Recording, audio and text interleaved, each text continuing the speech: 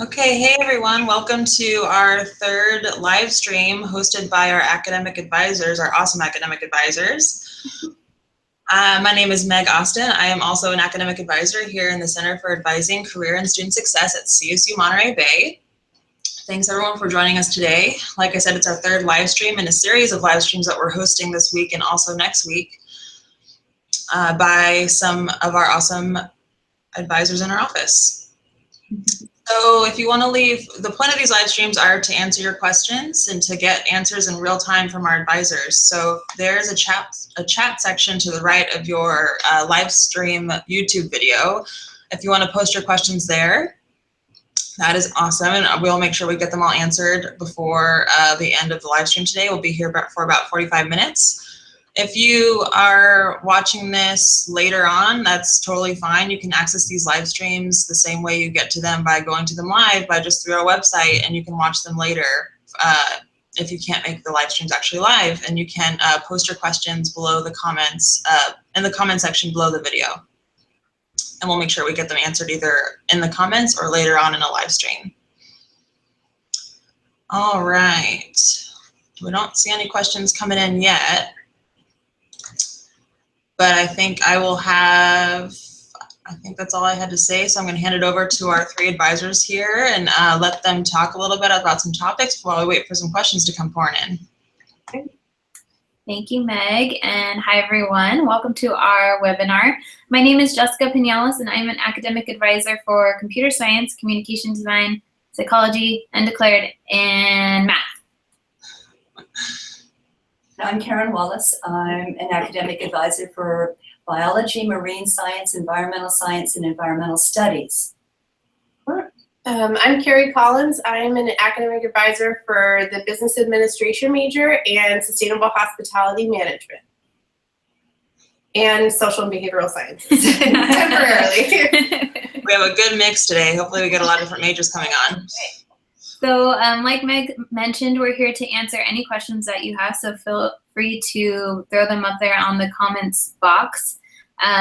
In the meantime, I guess we'll kind of cover a couple of things that we feel are useful for you. The first one is the Student Center, which you're going to be using to register for your classes. This is also where you find information about your financial aid, if you have financial aid, any holds that you have on your account, when you're going to be registering. It's pretty much like a hub for everything that you need to know about the technical side of your academics. So we're going to show you kind of what that looks like. I'm going to go ahead and share my screen. Okay, so you should be seeing the dashboard right now. So this is what our main CSUMB webpage looks like. You can log on at the top here where that little person is. I'm logged in right now. Once you get there, you can click on your dashboard, and again, this is a place where you find all of your information. You get into your iLearn account, which is where you log into classes and turn in assignments. You have your email, your CSUMB email, which is super important. You're going to be wanting to check that every day. You'll have access to all of this by Monday of next week, actually, so pretty soon. You might even have access to it today, so you can try to log in. But we're going to do CMS or your Student Center. So I've logged into a test study student right now.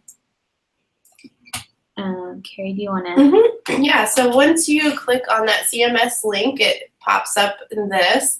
There's a couple of different sections: academics, finances, personal information, and then admissions. By now you know that you have gotten in, so you can kind of not pay as much attention to that. The big two, all of it's important, but the big ones are academics. Once you register for classes, your class schedule will show there. Right now it says you're not enrolled in anything because you haven't gotten there yet. If you're attending orientation, though, you'll be able to register. Freshmen start registering June 23rd. Transfer students will begin registering the 21st. And those who aren't attending orientation will register on the June 26th. You'll be able to see the actual date and time that you can register under enrollment date on your CMS. So every semester you get a brand new date and time to register. This is based on a few different things. So every student is going to have a different time and date.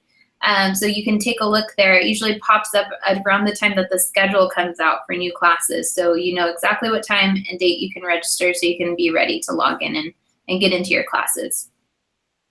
So we have that. A couple of other things to kind of keep in mind. We do have a holds box here. So new students, you might see a few things there.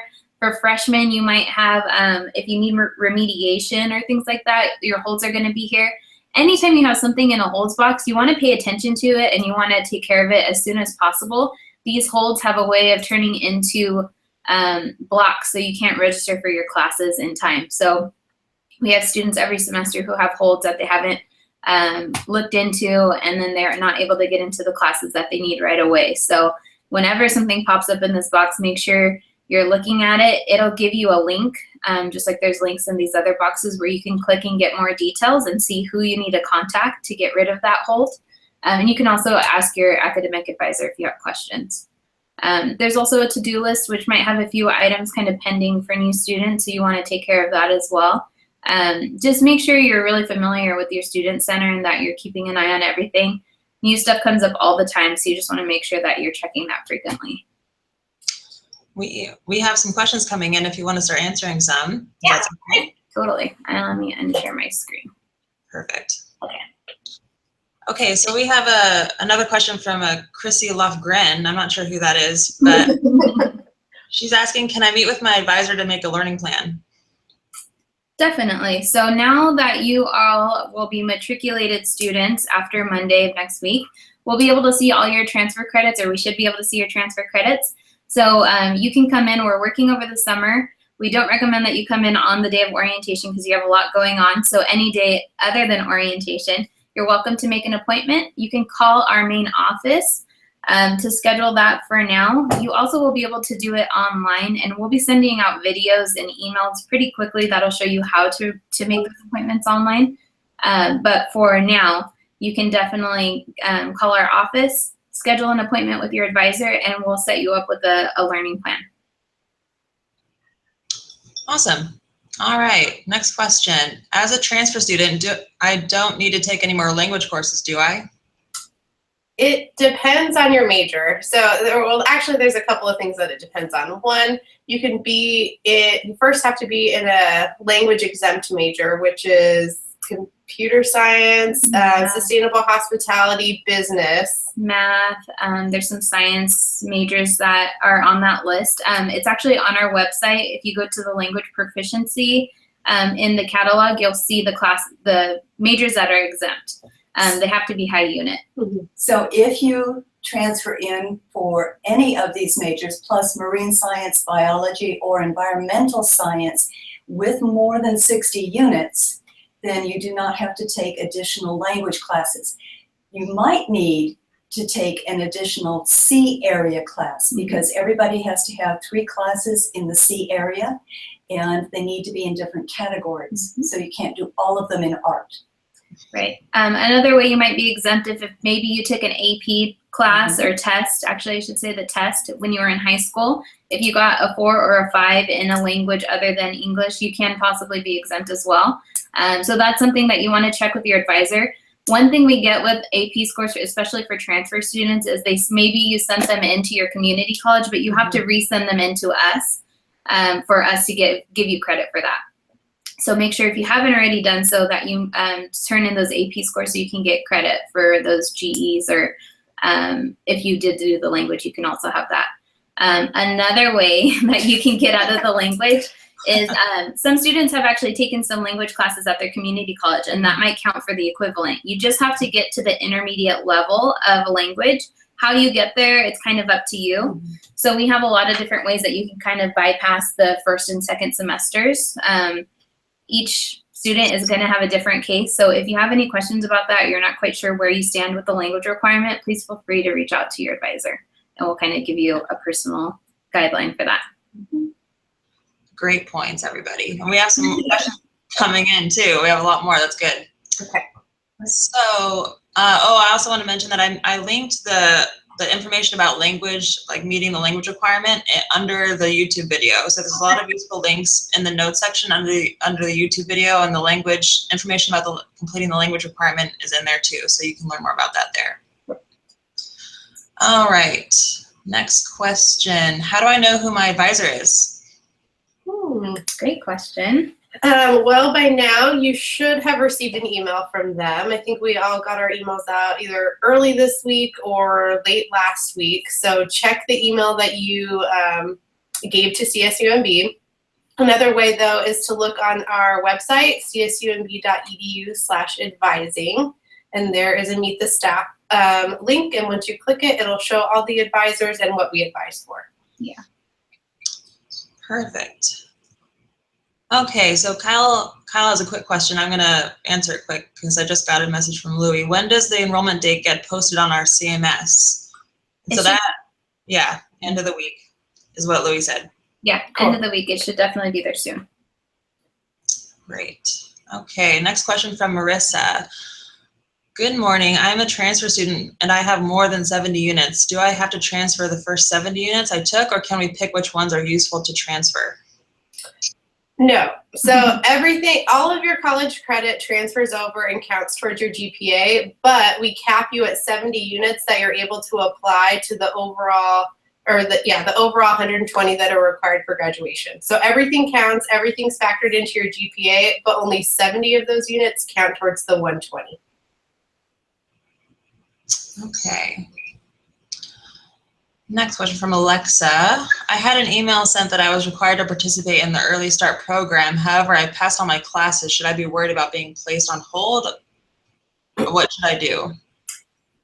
Lisa, I would definitely say to contact admissions. If you were kind of conditionally put into those Early Start programs, then there may be a way that you can kind of get out of it. But you definitely want to make sure you check in with them before you decide not to attend to make sure that you're covered. So talk to your admissions counselor. Definitely. Okay. Okay, next question from Sarah. Will I need to get a code to get into a language level 102 or 201? Yes, if you are skipping any kind of level and you don't have like an equivalent at a community college, then the system won't recognize that you have met those requirements. So you do have to get a permission code. The people you want to contact is our WLC department. So it's WLC@csumb.edu, and you can ask for a code. Perfect. Okay, next question. I know that registration for those that participate in orientation is on June 21st or 22nd. Is there a way to register early if one is planning on going out of town or the country? No. Sorry about that. No, we can't. Yeah, the system is set up to open on those specific dates and times, so you have to be able to do it online at that time. What I would recommend is you can have your shopping cart ready to go ahead of time. If you have a smartphone, you can log into your dashboard. It's kind of complicated through your cell phone, but if you can do that, just log in real quick, push the registration button, and you're ready to go. As long as you have the classes in your cart, it should be a little easier. Yeah. And it's not that you can't register after those days. You can. It's just more ideal if you can register at the beginning of your enrollment appointment, so you're more likely to get the classes that you want for your best schedule. But if you're going to be out of the country, you don't have access to your email, and you can't register for another week, that's okay. You'll still be able to go in and out. And putting backups in there is a really good idea. If you can't register on your day and time, then putting backup plans in your shopping cart is a great idea. And on that note, putting classes in your shopping cart doesn't mean that you have a seat saved in those classes. It just means they're kind of like your shopping cart in Amazon or something like that. It just doesn't mean you bought it, but it means that you want to take those classes. And but it does not reserve your seat, FYI. Please know that you can add or drop classes until the end of the second week of the semester. The advantage is you want to enroll as soon as possible so that you capture an opening that's in that class. If a class is full and you aren't able to add it on your day of enrollment, you can still keep it in your shopping cart and just keep going back and checking to see if it's turned into a green dot, which indicates that there's space in the class, and then add it right then. Yeah, very good point, Karen. Yes, awesome points from everybody. Alrighty. Next question from Indiana. I live pretty far away from campus, but I would like to speak with my advisor. Is there possibilities to speak to my advisor over the phone? Ooh. Yes, definitely. So you can make a phone appointment. Over the phone, we don't typically do learning plans. So if that's what you're looking for, it's better to do that in person. But you can definitely talk to your advisor. You still just call our office line and just let the front desk know that it is a phone appointment that you want. So we'll call you at that time. We're also going to have call-in hours next week, a few days of the week. So if you want to call in during that time, it's not a guarantee that you'll get your actual advisor. We're all going to be kind of picking up the phone and answering questions. But if it's something quick and kind of general, we can answer it during that time as well. Great. And those call-in hours dates are on our website too. On our homepage, you can click to our call-in hours to see when you can call in and ask those kinds of questions to your advisor. It will be available. Okay. Next question from Gabby. I'm an incoming freshman with about 40 units that I obtained from a community college. Will all of these credits transfer over? Depends. Yeah, it depends. If they're college level, they'll transfer over, but it's hard to say what it will actually count for until we can actually look at the transcript. But if you're taking college level classes, i.e.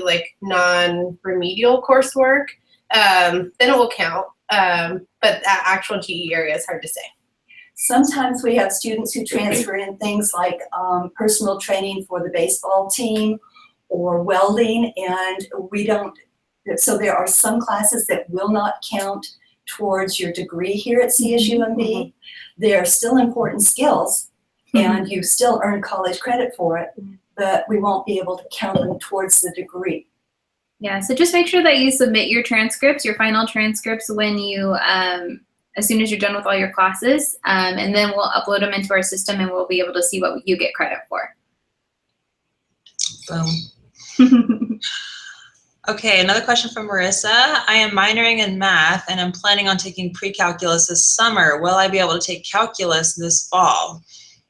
So the way that the math department works is they won't give you a permission code, or they won't allow you to add to the next class until you've passed the first one. So once you complete your math class, if you send a screenshot of your transcripts that show that you passed it, then the math department will sometimes issue you a permission code ahead of time. You might just have to wait until about school starts and then get it add that way. So if you have more questions about that, you can shoot me an email and I can follow up with you because I advise for the math. Great. Okay, question from Sarah. I don't have access to the shopping cart. Is that not available until Monday? Yes. Yeah. So in theory, you might have access to it sometime today, but for sure you should be able to open it up on Monday. And that goes for everybody. Yeah. Yes. I'm glad to hear that you were looking. I know, props to Sarah. Okay. Another question from Chrissy Lofgren. Can an advisor help me with my financial aid? How do I know how much I got? We do not. And the reason why is because financial aid is so complicated and there's so many rules and laws associated with it that we can't advise to it to the best of our ability. But we will have a live stream with someone from financial aid. That's right. On June 7th at 2. So you could tune into that. But if you also go to the financial aid website at CSUMB, you can contact your financial aid counselor there too if you have any questions. Yeah, they're broken down by alphabet, so you'll see with your last name who you should contact. Perfect. Okay, a question from Caitlin. I took a psych course at a community college during high school. Will it count for a GE requirement? How do I transfer these credits? So it will it will definitely most likely count for your D area, which is a social science course. So what you're going to want to do is get your official transcripts from the school that you took the class at and have them send it over to us. You can typically do it electronically online or have it sent through the mail, but usually if you can do it online, it's a little faster. And you want to send the transcript to the registrar's office, not Yes. to the advisor. That's true. Yeah. Send it over to the registrar. Great. Okay. This is the last question that I have so far. Alex Jernigan, I heard something about open labs. Are you having those on campus? What are they, and are they mandatory? Great question, Alex. So we are having open labs on campus. These are more for students that are local. We don't want you driving 2 hours or 3 hours to get here. It's mostly if you need like technical help with your shopping cart or something like that. You're welcome to come in. Our advisors will be downstairs in the library on the first floor. And we'll be just kind of helping out with any kind of general questions, but it's definitely not mandatory. You do not need to drive over here to attend. It's more just kind of like an extra thing for help. But if you are out of town and you do need help, feel free to call in or email your advisor and we'll help you over the phone or online. I actually have another question, as if I was a student. What if I am working 20 to 30 hours a week? How many classes should I take in the fall? That is a wonderful question. So you have to decide what works better for you. A lot of students that we have here are working sometimes even more than 20, 30 hours a week, and they're taking full-time classes, which is extremely difficult, but you have to, again, do what works better for you. You need at least 12 units to be full-time. We typically recommend that you take 16 to 15 units a semester to stay on track to graduate. But again, it varies for every student. So if you're not quite sure if it's your first semester, kind of working that many hours and attending CSUMB, typically we say to go a little lighter, just to kind of test out the waters and see how you do. You don't want to overwhelm yourself your first semester especially. So case by case situation, kind of figure it out. And like Karen had mentioned earlier, you do have the first 2 weeks to add and drop classes. So if you overload yourself with like 16 units, you're working and you feel like it's just not working out in that first 2 weeks, that's a good indicator that maybe you should drop something. It's important, especially for transfer students, to know that you need to make the decision about staying in your classes within the first 2 weeks. Mm-hmm. At community colleges, you can withdraw up to 75% of the semester, but that is not true at a four-year university. Mm-hmm. So, and that said, if there's something really serious and compelling that's happened in your life and you need some time to put things back together, please come talk to us. We will help you with that, because our most important goal is to see you graduate, because that's where we all get to celebrate. Very true. Awesome. Okay. Let's see here. We did have a couple more questions rolling in. How do I find the classes I need to take and if they are open? Okay. So advisors will be sending out emails with a list of recommended courses, probably after you matriculate or get your CSUMB email. So maybe tomorrow, maybe sometime next week, or a little bit later than that, but you will be getting an email. Other than that, we'll show you how to go in and actually find those classes. So there's a couple ways. Yeah, so we're back on our dashboard. If you scroll all the way down to any CSUMB home webpage, you can see that there's a class schedule. So if you click on the class schedule, the most recent one is going to be up. So right now we have fall. You can also kind of click and see different semesters there, but we're looking for fall. So once you have that list of classes, you can take a look a few different ways. So on the left, we have all of the subjects and they're broken down by category. And then we have all the university requirements or the general education classes on the right. So you can see they're in different categories here. Once you know what class you want to take, say you want to do, I'll be biased and say a computer science class. You want to take CSU 201 Media Tools. So you can see that this class is on Monday and Wednesday. It actually has a lab. So normally if there's like a higher number on the schedule, there's a lab that kind of goes along with it, and they're back to back. So you'll be in class from 8 o'clock to 9:50. You'll see there's 25 seats out of 30 here. It gives you the section number, so you'll need that when you're registering, and the 5-digit number here will help you put that in your shopping cart. We're going to be sending out a bunch of videos that break this down a little more in detail, so if this all kind of sounds like gibberish, don't worry. It'll make sense once you register. But you can see that there's still seats open. When a class is full, it actually tells you class full. It'll also tell you if you need permission codes for some reason.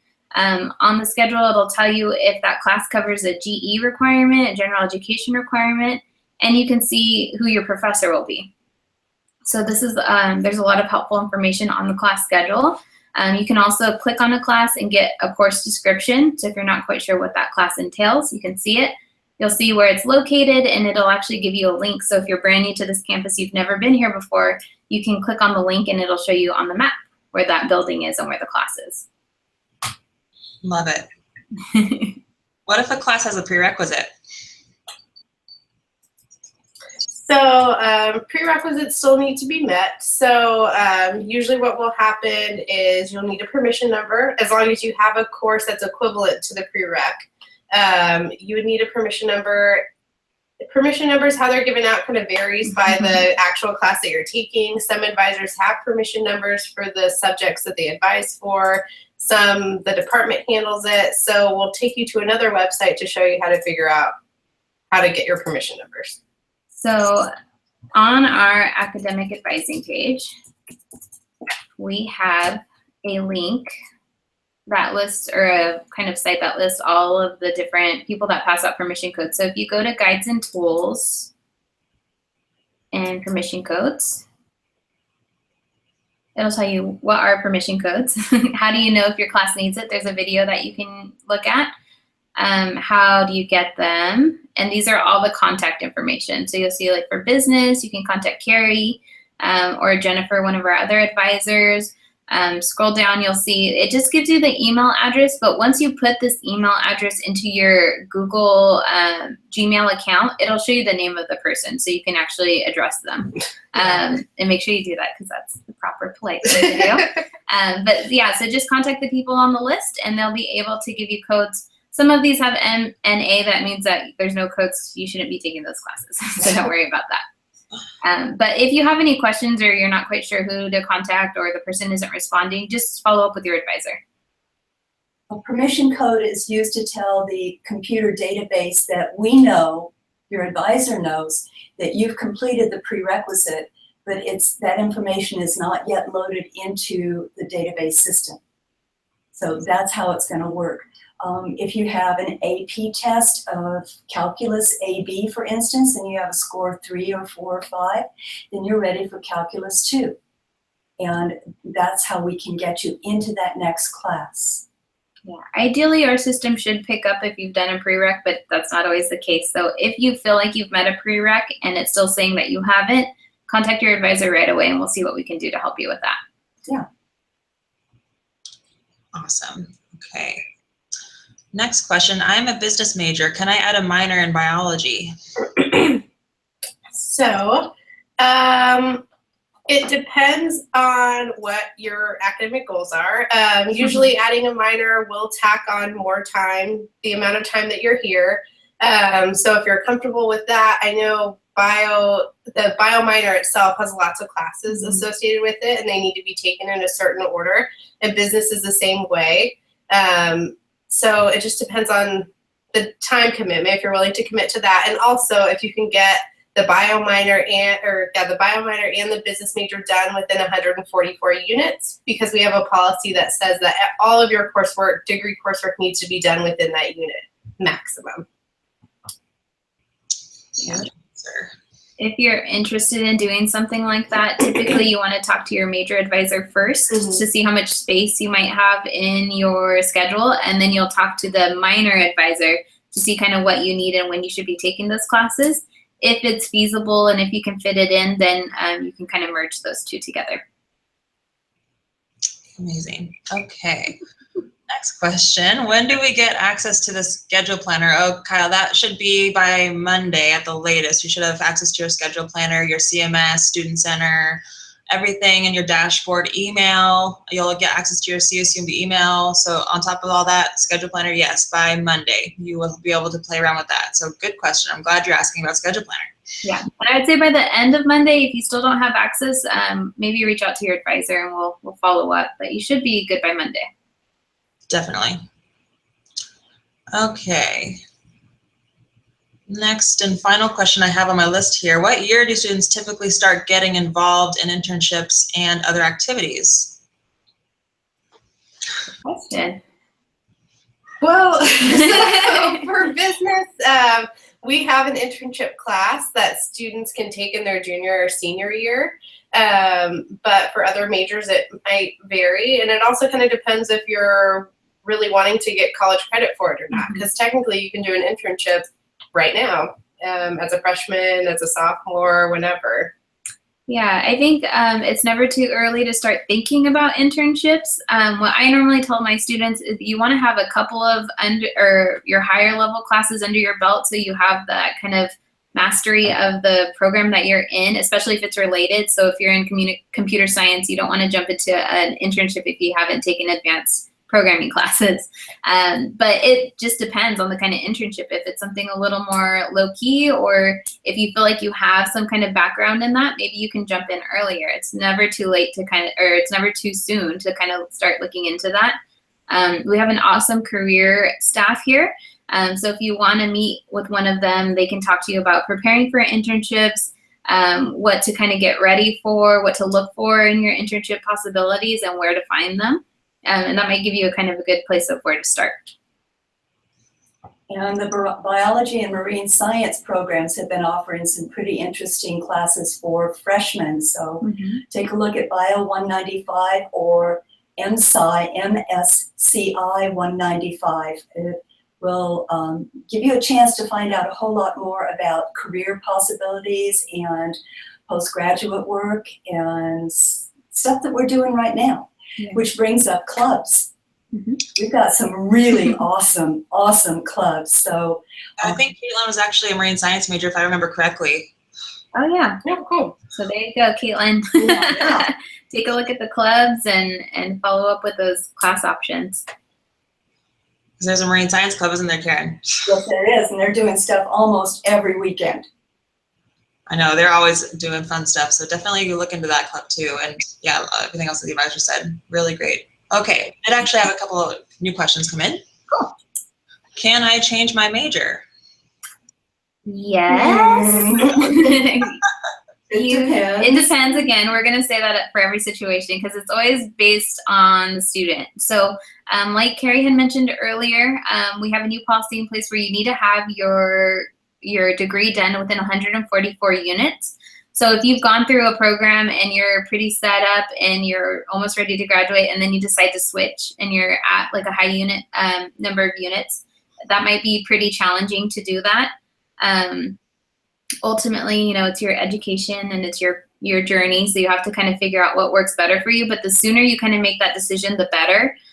We always say talk to your advisor and maybe talk to the advisor of the program that you're interested in, so you can see what you're getting into, if it's actually a good fit for what you want to do, and then make the best possible decision at that point. But it'll just depend on kind of where you're at, how many units you have done, and some other things like that. Awesome. Okay. For the GE requirements, do I need to take one course for every area, A1, A2, etc.? How many units do I need for each area? Good question. Huh. At CSUMB, some of the general ed classes are combined. So if you have not transferred in an AP class for English literature or English composition, then A2 and A3 is a single class that completes both of those requirements. If you take a look at the lower division D3 category, each one of those lower division service learning classes completes another general education requirement. And first year seminars always have a general education requirement that is also attached to it. So you want to meet with your advisor and we can talk about some strategies so you can graduate more quickly by combining different classes to complete all of the GEs. And a lot of times classes in your major will complete a GE. So science majors never have to worry about life science or physical science. Kinesiology majors, never have to worry about whether they've done Area E. It's guaranteed that they will. Yeah, so it's, again, case-by-case situation. So always check in with your advisor. That's like our main theme of this, all of our webinars is get to know your advisor and check in frequently, because we are here to make sure you graduate as smoothly as possible and get out of here as quickly and painlessly as possible. So it's always a good idea to check in with us. We're all really nice, and we will make sure that you have the best possible plan for you, so you're cutting those shortcuts when you can and getting the classes done that you need to. Okay, last one, I think. I'm transferring in as a junior with my IGETC completed. Does this mean all I have to left is my major classes like WAR and a D2? Well, D2 is a GE, it's a lower division GE. Yeah, so that typically means you're pretty much GE certified. The IGETC kind of path is a little different than the CSU breadth. So you'll want to check in with your advisor just to make sure all of that is taken care of. We do have some upper division university requirements that you have to have done here. So there will be a few that you still need to take care of. The language is one of those. If you haven't got to the intermediate level and you're not in a high unit major, that will be something that you have to take care of here.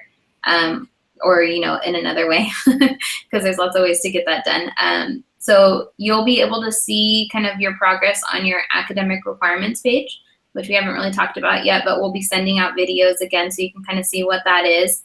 It's basically a checkoff list for all of the things that you transferred in, the things you still have left to do, and it will also include all of your major requirements and unit counts, everything. So that's a really good place to start. Your advisor will also kind of go over that with you when you meet with them to do a learning plan, and you can kind of see where you're at. We also encourage you to contact your advisor to declare a concentration if that's applicable to your major. Business has a number of different concentrations. Kinesiology does, the sciences do. Yeah. So please email us and we'll help you get that started. And I believe also an email is going to get sent out today from our general advising office about our guides and tools page, and which includes a video explaining your academic requirements report and how important it is to keep up with that video or to keep up that tool and to be familiar with it as you continue on throughout your time here. Yeah. I think that's all I have. Okay. All right. So great work, advisors. Thanks, Wrap up our third live stream. We're going to have another live stream tomorrow at 2 o'clock. I believe Carrie is going to be on that one, as well as another advisor, Esmeralda. So be sure to tune into that one with your questions. We're going to have more next week as well, which you all mentioned that we're going to have one about with representatives from financial aid, from housing, and also from orientation. So please come with your questions regarding those offices to that live stream. We'd love to hear what questions you have and help answer them. We, like all the other advisors also mentioned, is that we're going to have open labs next week too, starting next week. And like we said, they're not mandatory. They're only really encouraged for students who live locally, who want to come in person and to kind of get more familiar with the tools that we've been sending out information about, like your shopping cart, schedule planner, any other resources that will help you get more comfortable and feeling connected to campus and the systems that you'll be using while you're a student here. And let's see, we already went over registration dates, but I'll say them one more time. So students who attend orientation, so transfer students who attend orientation will be able to register starting June 21st.